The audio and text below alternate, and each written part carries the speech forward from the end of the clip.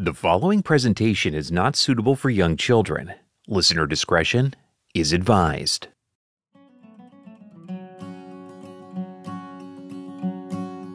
Clive, Iowa is a suburb of the state's capital and biggest city, Des Moines. Clive is home to about 18,000 people.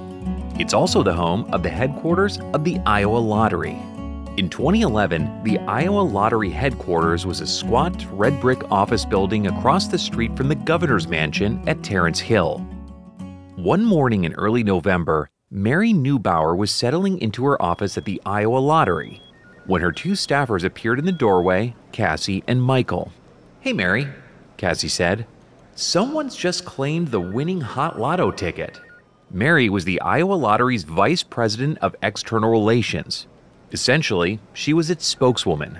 Her duties included promoting the lottery, arranging press conferences to announce the winners, and educating the public about the dangers of gambling.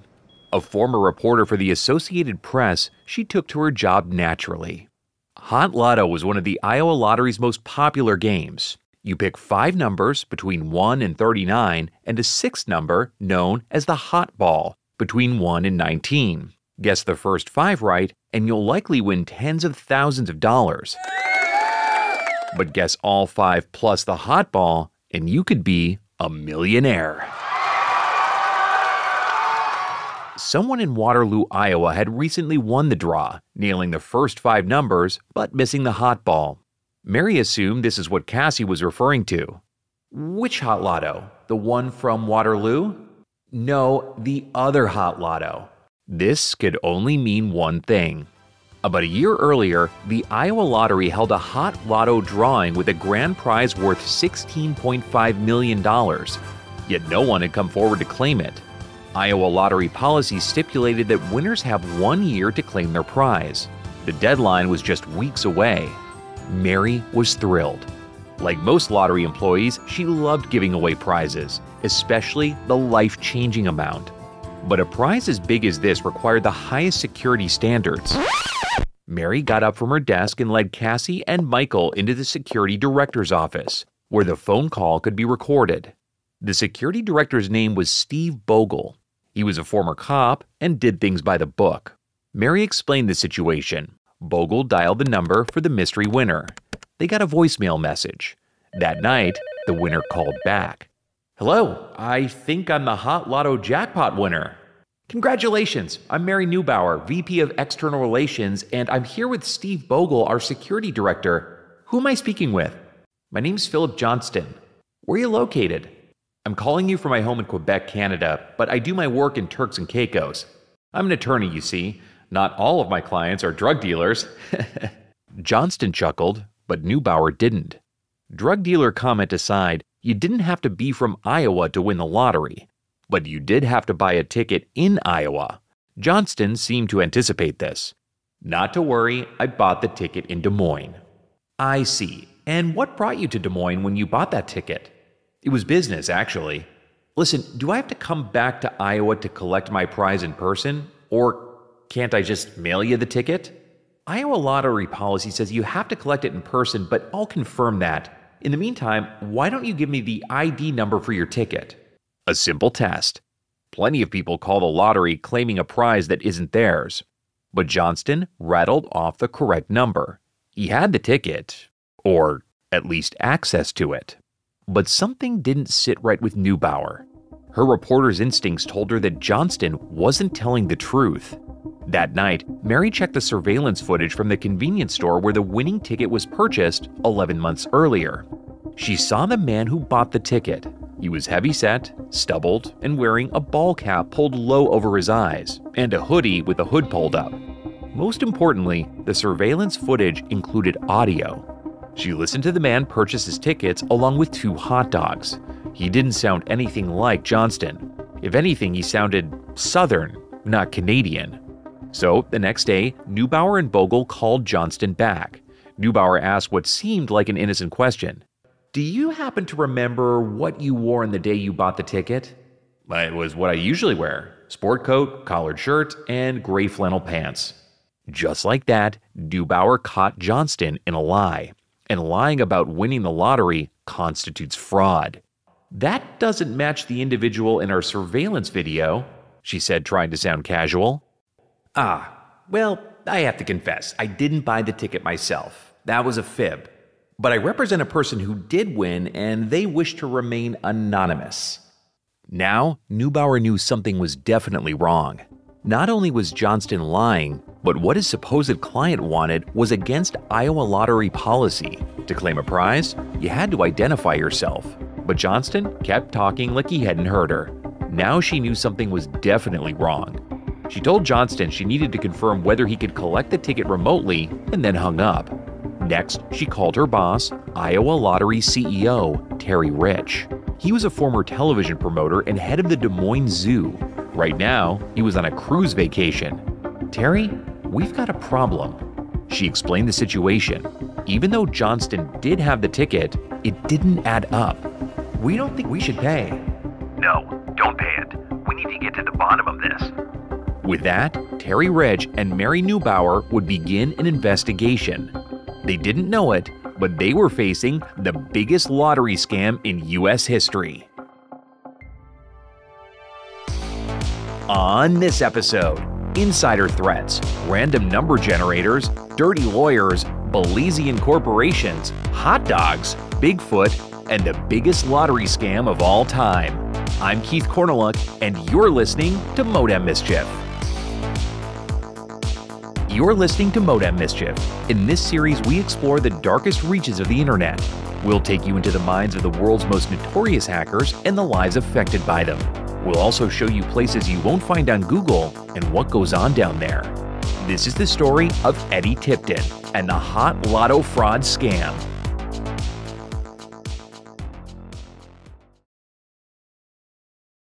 Hey everybody, it's the holidays, and with Christmas right around the corner, there's just enough time to pick up a stocking stuffer for that IT person you love so much. And what do you know? Modem Mischief has got you covered. We've got comfy tees, warm hoodies, and some cool coffee cups in our merch store. Just click the link below to hook up that cybercrime-loving person in your life. And finally, as we close the year, I'd like to welcome all of our new listeners to the show, and there's been a ton of you this year. Now, if you love the show, we could really use your support on Patreon. For as little as $5 a month, you'll not only support the continued production of Modem Mischief, but you'll also gain access to bonus episodes exclusive to subscribers, as well as an ad-free version of the show. So check out patreon.com/modemmischief or click the link in the show notes. If you support us on Apple Podcasts, you can become a member of Modem Mischief Elite for the same price and get the same stuff. That's it. Thanks everybody, and happy holidays. And now, on with the show. You better hope your boy Bush wins. Otherwise, John Kerry's going to take your guns. Despite himself, Eddie Tipton chuckled. He and the accountant named Gene didn't see eye to eye on politics, but he liked the guy. "Hey Eddie, did you put your secret numbers in there? You know, you can set the numbers on any given day since, well, you wrote the software." Eddie paused. What Gene was suggesting was quite illegal, not to mention impossible. No, it wouldn't work that way because the games are always reviewed. But Gene's remark got Eddie thinking. Could he actually manipulate the lottery? This conversation took place in 2004.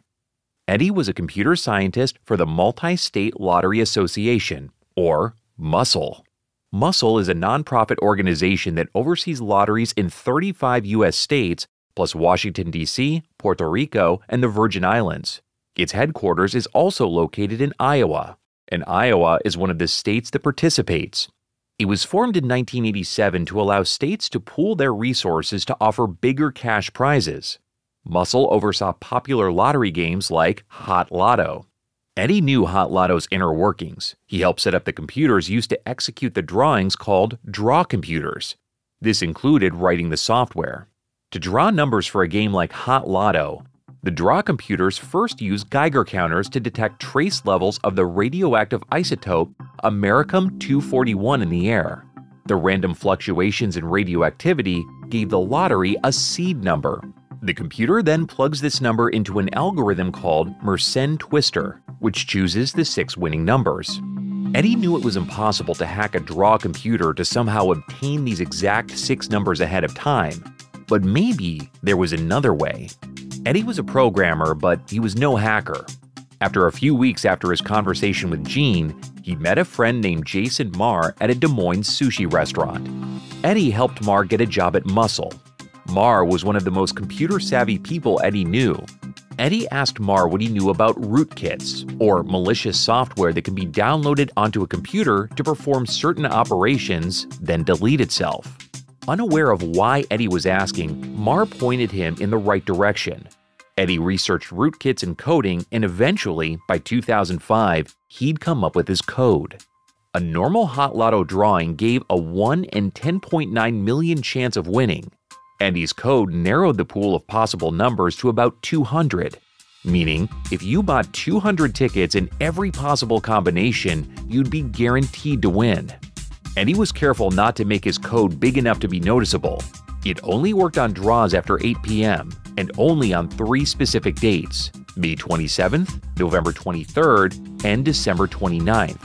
Not coincidentally, all 3 dates fell near holidays when Eddie would be out of town. He called his code QVRNG.DLL, or Quantum Vision Random Number Generator. Eddie knew that rigging the lottery was illegal. He'd later claim he did it just to see if he could. Whatever his motivations, Eddie uploaded his code into the system and shipped it off to Muscle's software contractor, Las Vegas-based Gaming Laboratories International. Nobody noticed Eddie's edit. It was installed on computers and shipped out to draw rooms in all 38 U.S. states and territories. Now, it was out there, waiting to be used. In 2005, U.S. lotteries generated $80 billion in revenue annually. $20 billion of that went back to the communities. This is done to make state-funded gambling more palatable to the churchy folk. Thus, lotteries are typically conducted with the tightest security. After all, why play if you knew the games were rigged? Most modern games are conducted on computers located inside draw rooms, or plexiglass enclosures monitored 24/7 by video cameras. Visitors aren't even allowed into the building without an escort. It's a system that relies entirely on trust, and Eddie violated that. But who was Eddie Tipton? Eddie Raymond Tipton was born in a Texas farm in 1964. While his siblings worked the fields, he stayed inside and tinkered with computers. Eddie's brother described him as a very large man who was lonesome and lonely. But he had many friends and was well-liked. On the other hand, a prosecutor would describe Eddie as someone who always thought he was the smartest guy in the room. After earning his bachelor's degree from the University of Houston, he got a job at Houston-based Systems Evolution, Inc. as the COO.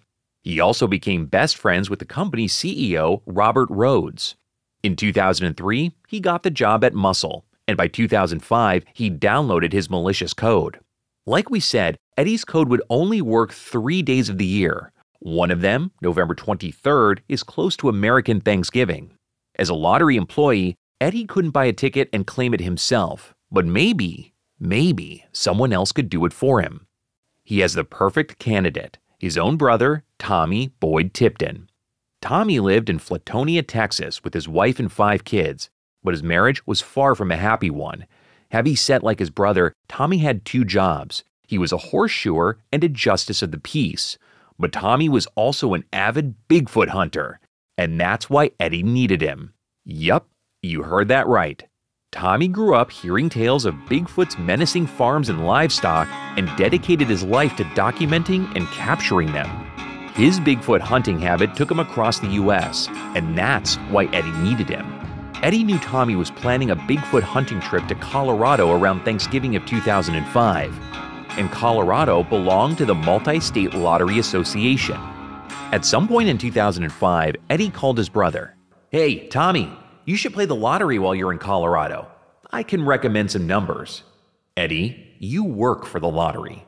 "It's fine. These things run on patterns. You know that. I just have a good idea of what's coming." "I don't know. Is this illegal?"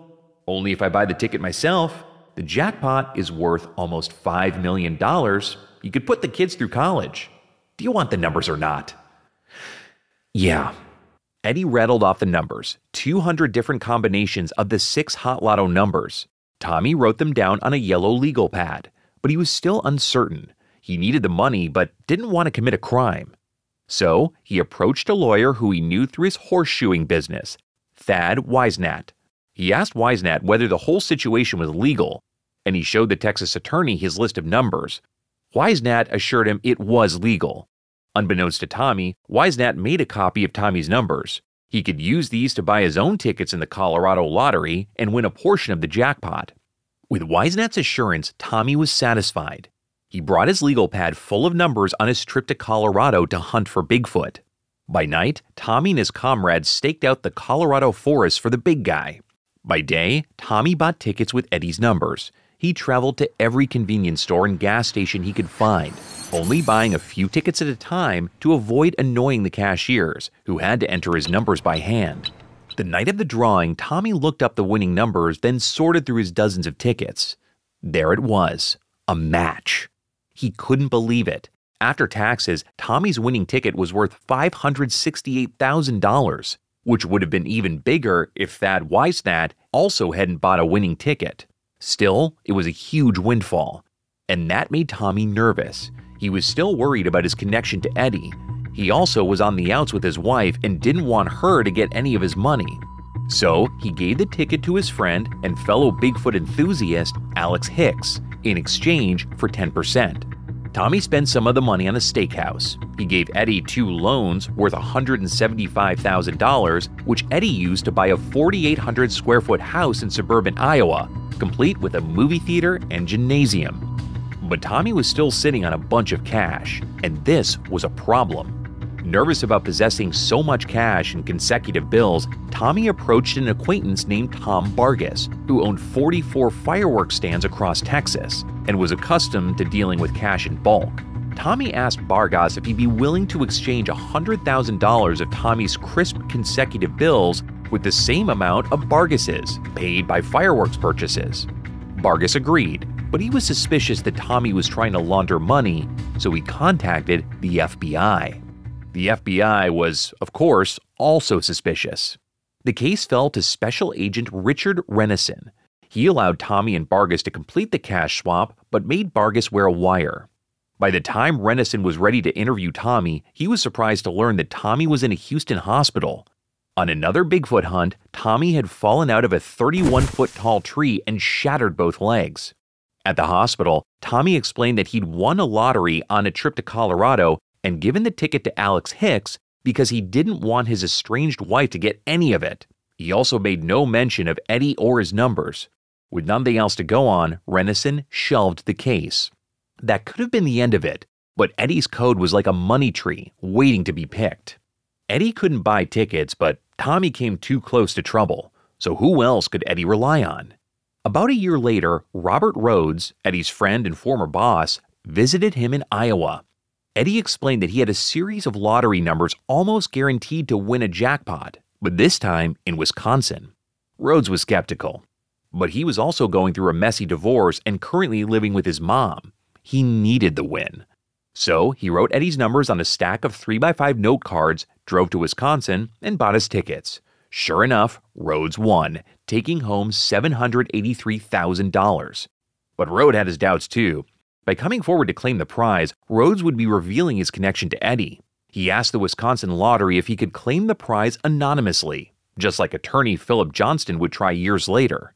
Wisconsin refused, but Rhodes successfully sued and collected his winnings. Eddie got a cool $40,000 for his troubles. But Eddie wouldn't be able to capitalize on his code for 3 more years. Like we said, Eddie's code only worked on 3 specific days of the year, and only if those days were Wednesdays or Fridays. No dates met these criteria in 2008, 2009, or most of 2010, until the last possible day of the year, December 29th, 2010, a Wednesday, when the Hot Lotto jackpot was worth $16.5 million. Eddie wasn't even sure his code still worked. He assumed the computers had already been replaced, but this was just too good to pass up. So on December 29th, Eddie rented a car for a drive to Texas, where he would vacation with his family. But instead of driving south, he drove north to a Quick Trip convenience store on the other side of Des Moines. Wearing a baseball cap and hoodie, he entered the store and approached the lottery machine, where he bought $25 worth of tickets for tonight's drawing, plus 2 hot dogs. Then he headed south. Only he didn't drive all the way to Texas. He made 2 more stops in Kansas where he purchased the tickets for that night's 2x2 drawing. At the end of the long drive, Eddie settled into bed at his brother's house and checked the lottery drawings. He was stunned. He'd won twice in Kansas, 2 jackpots worth $22,000 each. But he'd also won the grand prize in Iowa, $16.5 million. Now the question was, how the hell was he going to collect it?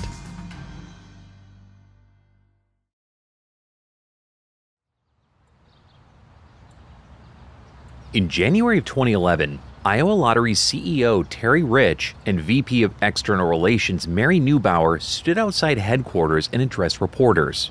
It's been nearly a month since we announced that we had a $16.5 million Hot Lotto winner, Rich began. The Iowa Lottery's been looking and asking everyone to please check their tickets. Behind them was a giant novelty Iowa Lotto check written out, "Is it you?" As CEO, I want to announce that the person who purchased or owns this ticket probably doesn't know they have it. Slides display the address for the Quick Trip convenience store where the ticket was purchased, as well as the winning numbers. Someone has the ticket. The Iowa Lottery wants to give away the money. We want someone to come in so we can show you the money. By this point, Rich, Neubauer, and the Iowa Lottery had every reason to think everything was above board.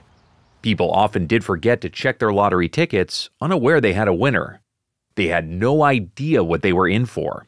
The winner, Eddie Tipton, was fully aware he had the winning lottery ticket, plus the 2 other winning tickets from Kansas. And that was the problem. How does he cash them? Let's deal with the Kansas tickets first. On the way home to Texas, Eddie bought a pair of 2x2 tickets and won jackpots worth $22,000 each. He quickly needed to come up with 2 more people who could claim them. One was a Dungeons & Dragons friend named Christopher McClowski, whose sister Eddie once dated. McClowski was happy to split the prize with Eddie. The other was an Iowa medical worker named Amy Warwick. She and Eddie once went on a lackluster date, but they remained friends. At a recent lunch at Fuddruckers, Amy told Eddie she'd gotten engaged. Eddie gave her the second winning Kansas lottery ticket as an engagement gift, promising her it was legal to collect. That left the Iowa Hot Lotto ticket worth $16.5 million. Collecting 6 figures was one thing, but Eddie knew a multi-million-dollar prize would attract even more scrutiny. And he couldn't allow the Iowa Lottery team to learn that a multi-state lottery association computer scientist was involved. He needed a savvy business person with legal contacts. And the only person who came to mind was their best friend, businessman Robert Rhodes. Things were a bit strained between Eddie and Rhodes. After Eddie helped Rhodes win more than $700,000 in the Wisconsin lottery, Eddie gave Rhodes one more batch of numbers to play in the Wisconsin Lotto. Rhodes once again traveled to Wisconsin to buy the tickets, but nerves got the better of him. He only played a handful of possible numbers, winning nothing. So when Eddie showed up at his door in 2011, Rhodes apologized. "Forget about that," Eddie replied. "Did you hear the Iowa Lottery just held a drawing for $16.5 million?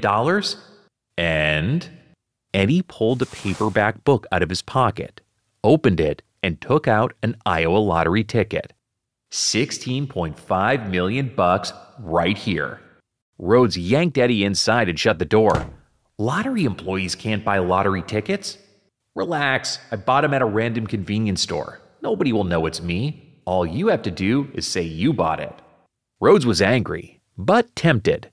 $16.5 million would solve many problems, including a hefty fine the SEC recently levied against his company, Systems Evolution Inc. So, Rhodes took the ticket. As far as Eddie was concerned, that was that. Rhodes could cash it or not, and if he did, he could compensate Eddie, or not. Again, Eddie never expected to win anyway. He bought the tickets on a lark. He just wanted to return to his peaceful, secret-filled life. But Pandora's box was already open. After Christmas break, Eddie returned to work at Muscle and tried to act like nothing was wrong. But one day in early 2011, he learned that the Iowa Lottery had surveillance video of the Hot Lotto purchase, including audio. Eddie was shocked to learn that his Quick Trip convenience store was one of only 4 among 2,400 Iowa lottery retailers with surveillance cameras wired for sound. In other words, Eddie had a 1 in 600 chance of picking the wrong convenience store, and he did just that. Maybe not 1 in 10.9 million odds, but very fitting that the guy who tried to rig the lottery would have such shit luck. If you're keeping score at home, Eddie had already successfully rigged 3 lotteries in Colorado, Wisconsin, and Kansas, and he potentially rigged a 4th in Iowa, and could potentially get caught for any of them. But Eddie also knew that he could once again capitalize on his code this coming November. Like we said, Eddie's lottery rigging code only worked on 3 days a year. Only if those days are Wednesdays or Fridays, and only if there's a drawing after 8 p.m. November 23, 2011 happened to be a Wednesday, with an evening drawing. But Eddie was running out of people he could trust, so he once again turned to his brother Tommy. Tommy lost his Justice of the Peace job thanks to his brush with the FBI in 2006, even if he was never convicted. Horseshoeing alone wasn't enough to pay the bills, so he was back in. The brothers Tipton agreed they shouldn't try to collect a winning ticket in a state where they'd already done so.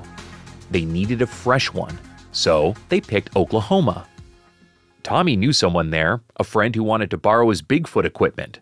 Only Tommy didn't think his friends would go along with their scheme, so he needed another friend to buy the tickets. He had someone in mind, yet another Bigfoot hunter named Billy Kahn.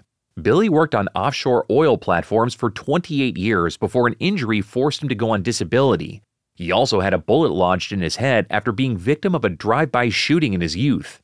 On one Bigfoot hunt, Billy found a 42-inch dreadlock in the forest. He took it to several universities for DNA analysis before one finally agreed to examine it and determined it belonged to an unknown primate. And yes, primates includes human beings. Tommy quickly got wind of the discovery, called Billy, and the two became friends. Tommy called Billy and made his proposition. He had winning lottery numbers in Oklahoma, but didn't want to claim them himself because his estranged wife could claim it. So, Tommy and Billy would drive to Oklahoma under the pretense of loaning Tommy's Bigfoot hunting gear, then buy lottery tickets with numbers Tommy provided, and Tommy never mentioned he got them from Eddie. Billy was interested, but feared that winning a large cash prize would disqualify him for disability benefits. But Billy had a nephew, Kyle, who he could rely on. So, Tommy and Billy drove to Oklahoma, bought their tickets, and won a jackpot worth about $800,000 after taxes. Tommy took $650K, Eddie took $75K, and Billy and Kyle Kahn took $35K each. The Kahns weren't great at managing money. They lost a bundle in Facebook stock, and then another in silver and gold. Besides a couple of hunting cabins, eventually it was gone. But what about the bigger score? That $16.5 million Hot Lotto ticket from Iowa. When we last left that ticket in early 2011, Eddie gave it to his best friend and former boss, Robert Rhodes. Rhodes' first move was to bring it to his attorney, Robert Sonfield, and ask for advice. Sonfield wasn't thrilled. "Are you kidding me? We already barely avoided trouble with the Wisconsin lottery. Now you're pulling this shit again? And with a ticket your best friend and lottery employee bought himself? Can't we just claim it anonymously? Iowa state law doesn't allow for that. So we'll just sue like we did in Wisconsin.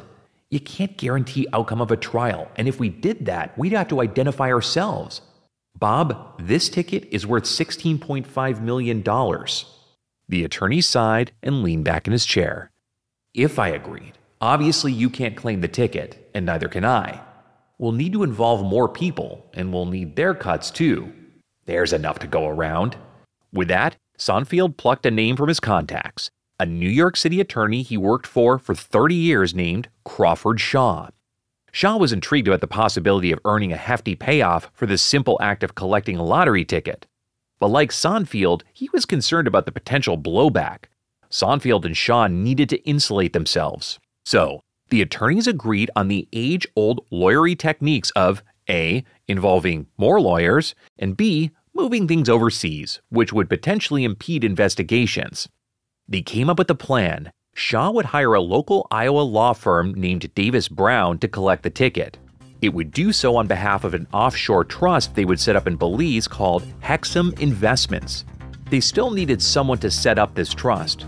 Sonfield knew another lawyer who was based in the Caribbean and accustomed to laundering ill-begotten money, Philip Johnston, the drug dealer lawyer we met at the beginning of the episode. Johnston was agreeable, but they had to move fast. The ticket expired 1 year after the drawing. Johnston and Shaw filed the paperwork to create Hexam Investments, and by early November of 2011, about 6 weeks before the deadline, Johnston contacted Iowa Lottery VP Mary Neubauer and CEO Terry Rich. Like we saw, Johnston called the Iowa Lottery and started with a bluff. He claimed he bought the winning ticket himself on a business trip to Des Moines. By now, Neubauer and Shaw had been waiting almost a year to give away this jackpot, giving press conferences every couple of months to beg the winner to come forward. They pored over surveillance camera footage from the Quick Trip store in Des Moines. He looked nothing like the man in this video, and they smelled bullshit.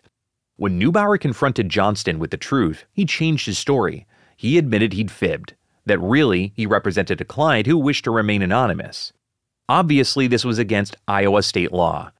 Neubauer and Rich already caught Johnston in one lie which constituted fraud. They'd be damned if they'd hand out a prize under suspicious circumstances. The Iowa Lottery executives had a choice. They could refuse to pay the jackpot and sweep the incident under the rug, or they could try to catch and punish the fraudsters. They passed the case on to Iowa Deputy Attorney General Thomas H. Miller, who was the most experienced prosecutor in the state, but also retiring.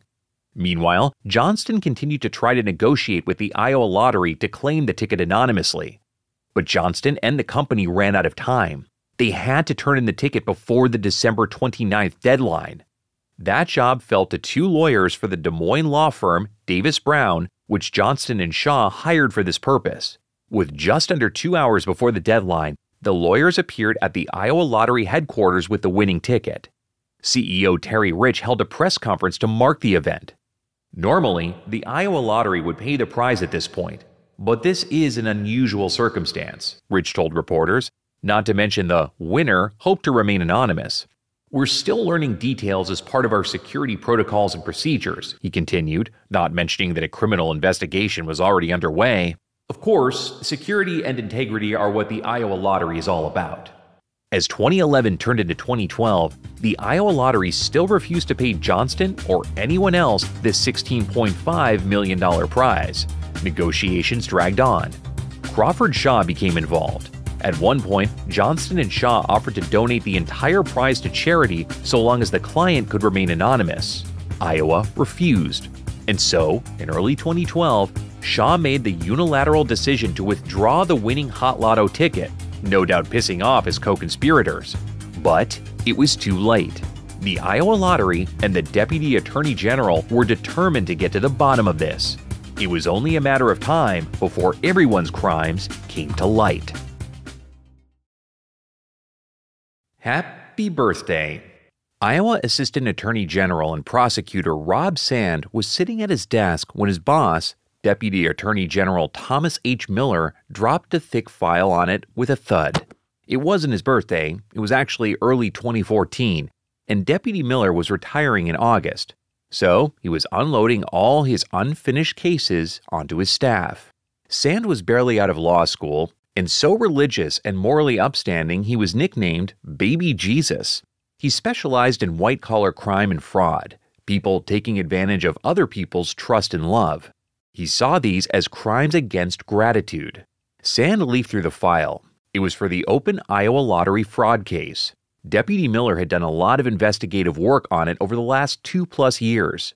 To make a long story short, Miller received New York attorney Crawford Shaw in Iowa, but Shaw refused to give up the name of who hired him. So he threatened fraud charges. That did the trick. Miller then contacted Canadian authorities for help with Philip Johnston. After many months went by, Miller finally got his two lawyers to divulge who hired them: Houston attorney Rob Sonfield and his client Robert Rhodes. And that was as far as Miller got. They couldn't prove or disprove that Rhodes was the man in the surveillance video buying the Hot Lotto ticket. He knew Rhodes had won the lottery once before in Wisconsin, but couldn't prove this was suspicious.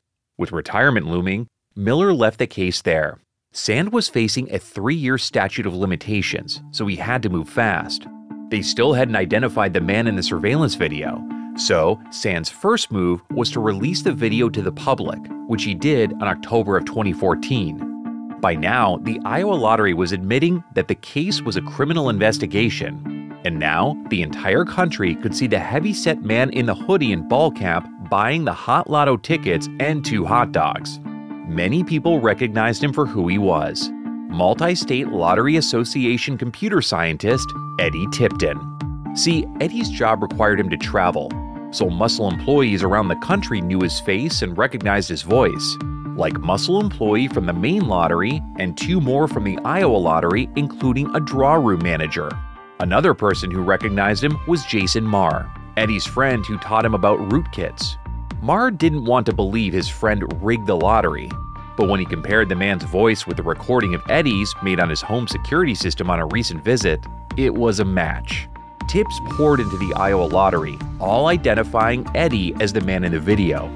For good measure, Iowa Lottery CEO Terry Rich, who was a board member at Muscle and acquainted with Eddie, approached him at Muscle headquarters and casually asked if he knew of a Houston man named Robert Rhodes.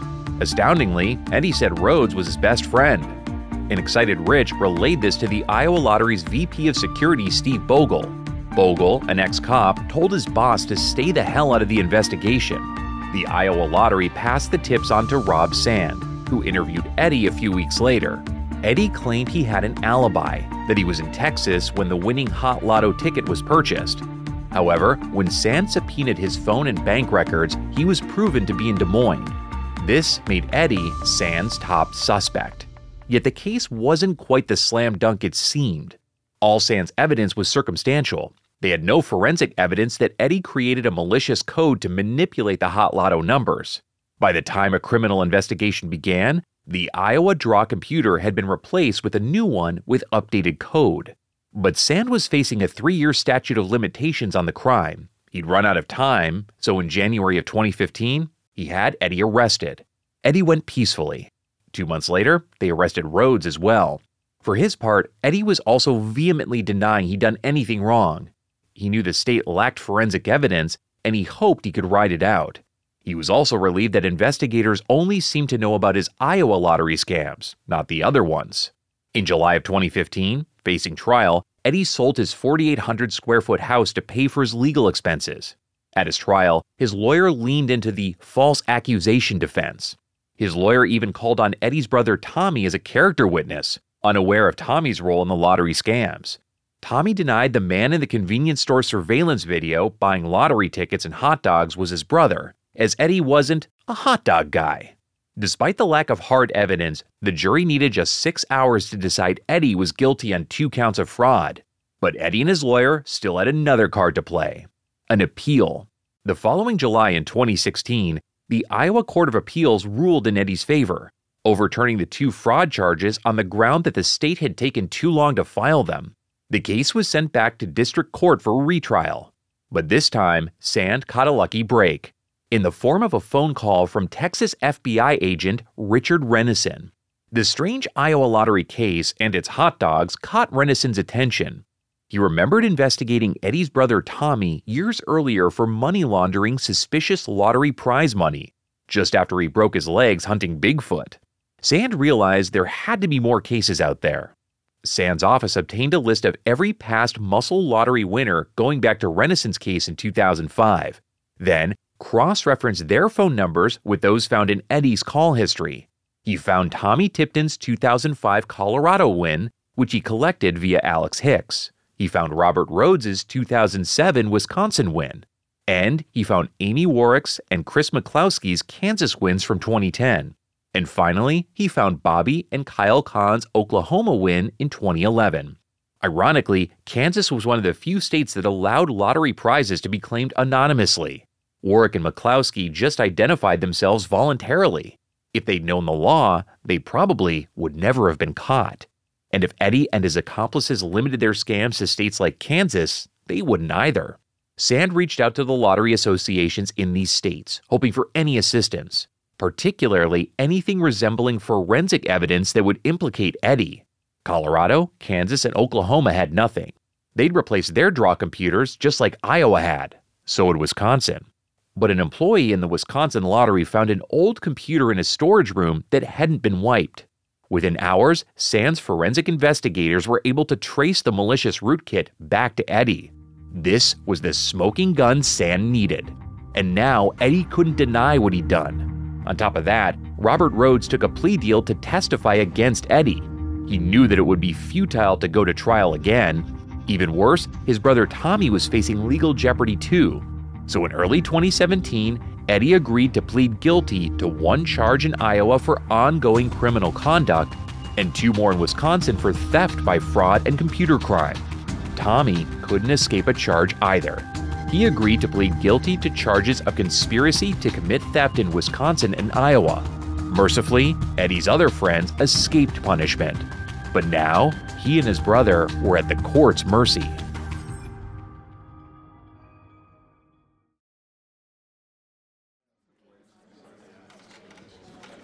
In June 2017, Eddie appeared in court, both to enter his guilty plea and to explain himself.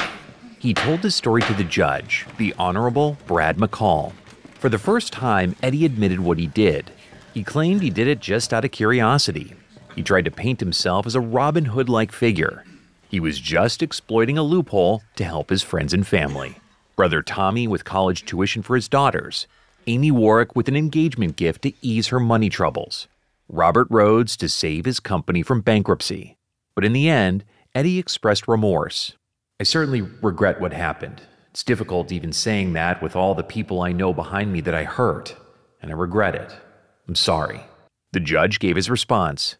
"Mr. Tipton, it's clear that you are intelligent, but it is indeed unfortunate that you did not use that intelligence to prosper by legal means. I encourage you to use your time in prison to think about what you've done." Judge McCall sentenced Eddie to a maximum of 25 years. Eddie was 54 years old.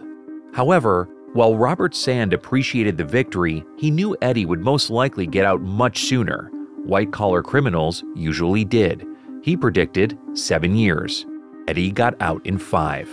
Robert Rhodes received 6 months home confinement and had to pay $409,000 in restitution to the Wisconsin lottery. Thanks to Eddie's plea, Tommy Tipton received just 75 days in jail. But the brothers Tipton were also ordered to pay $2.2 million in restitution to Colorado, Wisconsin, Kansas, and Oklahoma lotteries. In the end, that's about all Eddie Tipton and his co-conspirators were proven to have taken, somewhere between $2 and $3 million, split between many other conspirators, and they had to give it all back. So in the end, the biggest lottery scam in the United States profited no one. But that was cold comfort for the Iowa lottery, if not the Multi-State Lottery Association itself. The Iowa lottery conducted an expensive audit of their procedures. Obviously, they removed all the software Eddie Tipton was involved with creating, but there was only so much the Iowa lottery could do. You can make a computer network as secure as the Iowa lottery does, but someone still has to program it. As Mary Neubauer says, "As long as human beings are involved in anything, that practice or procedure will never be perfect. You just need to have the best safeguards and the best systems in place so that if something does start to go wrong, you can recognize that quickly, catch it, and then put even better safeguards in place as you go ahead." So the next time you consider buying yourself a lottery ticket, remember, the game might not be rigged, but it will never be safe as long as human beings are involved. I'm Keith Corneluk, and you're listening to Modem Mischief. Thanks for listening to Modem Mischief. Don't forget to hit that subscribe or follow button in your favorite podcast app so you don't miss an episode, and maybe leave us a review there. This show is an independent production and is wholly supported by you, our listeners, and the best way to support the show is to share it.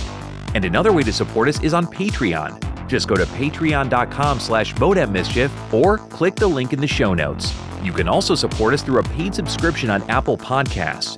For as little as $5 a month, you'll receive an ad-free version of the show, plus bonus episodes exclusive to subscribers. Modem Mischief is brought to you by Mad Dragon Productions and is created, produced, and hosted by me, Keith Corneluk. This episode is written and researched by Jim Rowley. Edited, mixed, and mastered by Greg Bernhard, aka the Greg Gatsby. The theme song You Are Digital is composed by Computer Bandit. Sources for this episode are available on our website at modemmischief.com. And don't forget to follow us on social media at Modem Mischief. Thanks for listening and happy holidays.